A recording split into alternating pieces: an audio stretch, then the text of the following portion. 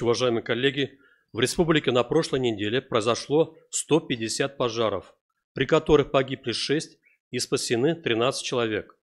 Пожары с гибелью людей зарегистрированы в Белорецке, Бирском, Бурзянском, Иглинском и Туймазинском районах. Кроме того, 13 и 15 декабря в больницах скончались 2 человека, травмированные на пожарах 3 декабря и 23 ноября соответственно. Из крупных пожаров отмечу пожар 14 декабря на складе в селе Акбердино Иглинского района. Площадь пожара составила 1500 квадратных метров. Пострадавших и погибших нет.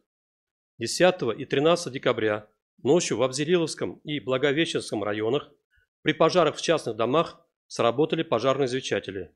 Тем самым спасена жизнь 2 мужчин, которые, услышав звук пожарного извещателя, успели покинуть свои дома, охваченные огнем. На прошлой неделе поступило 7 сообщений об угрозе террористического акта. Проведены поисково-розыскные мероприятия. Взрывные устройства не обнаружены. В отчетный период произошло 7 падений с высоты, в результате которых погибли 2 и госпитализировано 5 человек, в том числе 15-летняя девочка в Сибае. На водных объектах республики произошло одно происшествие. 9 декабря на реке Белой между деревней Казарес и Уфимским фанерно-плиточным комбинатом провалился под лед и утонул мужчина-рыболов. Организованы поисково-водолазные работы по извлечению тела погибшего. 10 декабря введена в эксплуатацию ледовая переправа на реке Уфа у села Караидель.